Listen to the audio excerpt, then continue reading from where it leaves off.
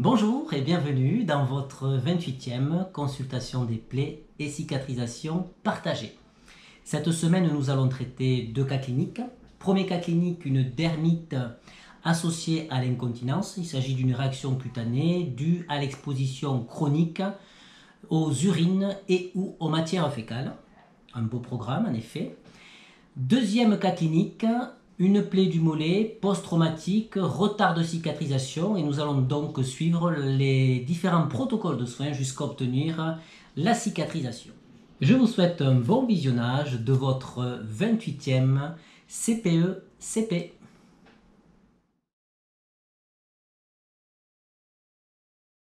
Je vois en consultation cette patiente qui m'est adressée pour la prise en charge du sacré.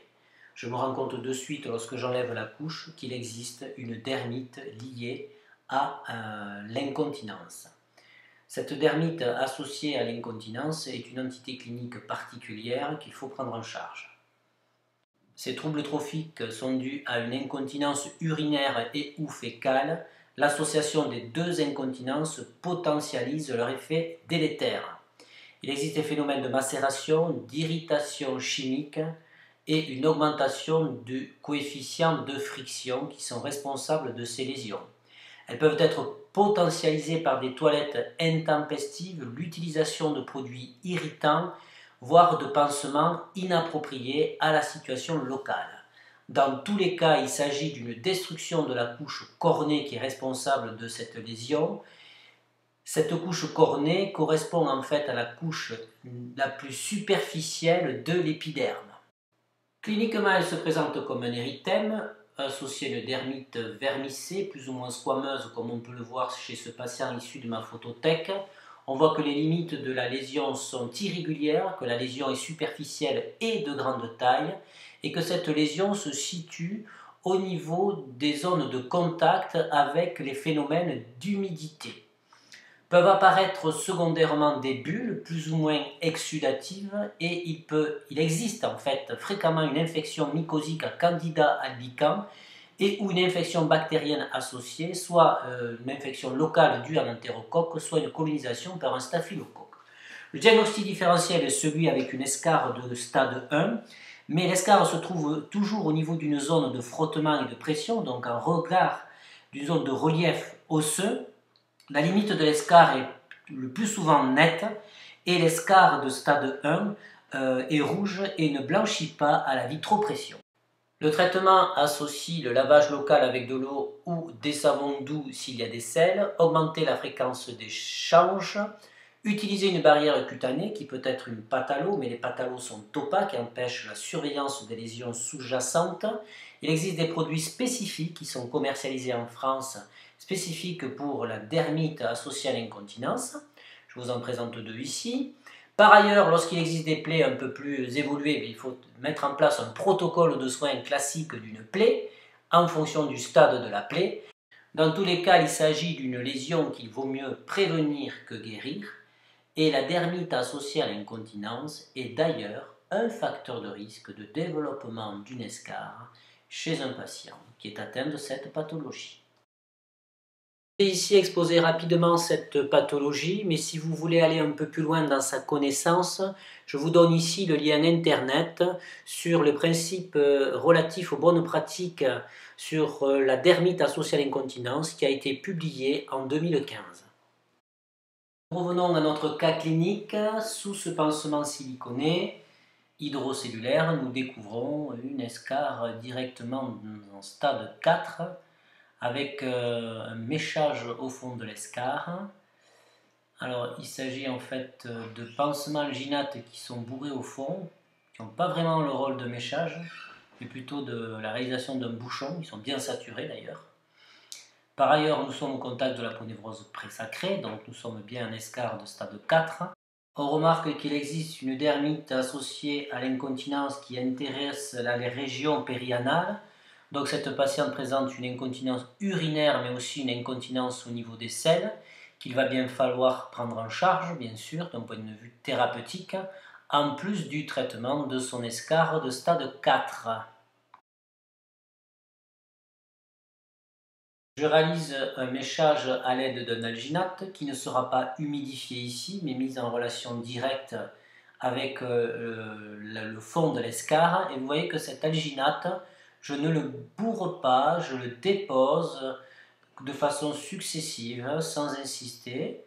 Le but, c'est de drainer de la profondeur vers le pansement secondaire. Le pansement secondaire sera hydrocellulaire, certes, mais non siliconé, adhésif, pansement hydrocellulaire un peu plus absorbant que les hydrocellulaires classiques, avec donc un pansement adhésif pour bien isoler cet escar des fuites urinaires et des fuites de sel. Il existe ici, au niveau de la région périanale, un risque de fuite. Je renforce donc à ce niveau avec la mise en place d'un hydrofilm afin que le pansement soit complètement étanche. Et la dermite du siège sera traitée par l'application d'une crème barrière cutanée spécifique que je vous ai montré ultérieurement.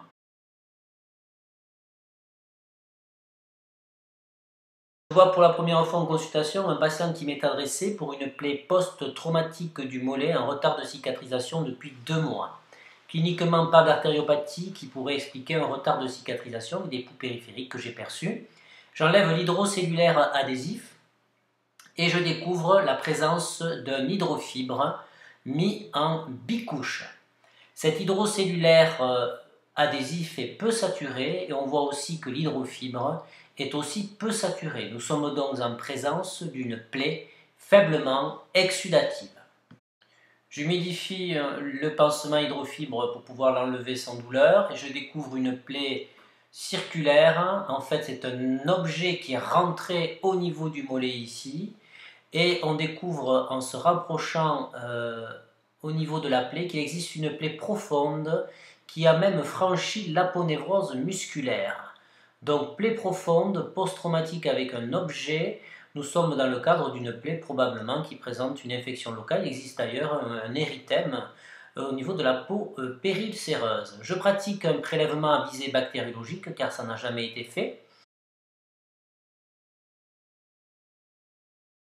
Je mets en place un alginate argentique qui va avoir le rôle de méchage, associé à un pansement super absorbant qui sera maintenu en place par un hydrofilm car le patient est hyperactif, il refuse la présence d'une bande et en plus ça lui permettra aussi d'avoir du confort et de se doucher.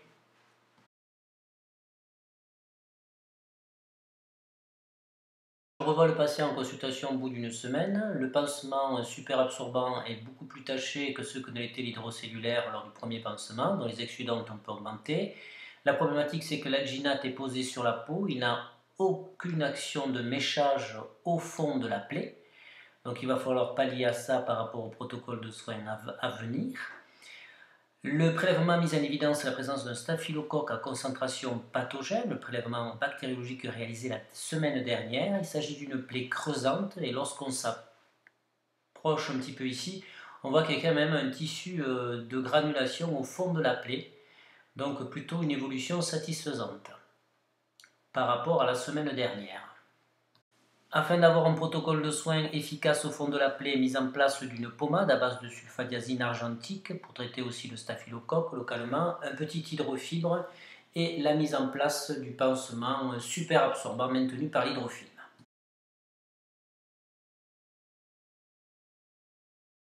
Je vois le patient 15 jours de la dernière consultation, constate déjà qu'il y a une diminution significative des exsudats avec un pansement secondaire peu saturé, un pansement primaire qui n'est pas du tout saturé non plus.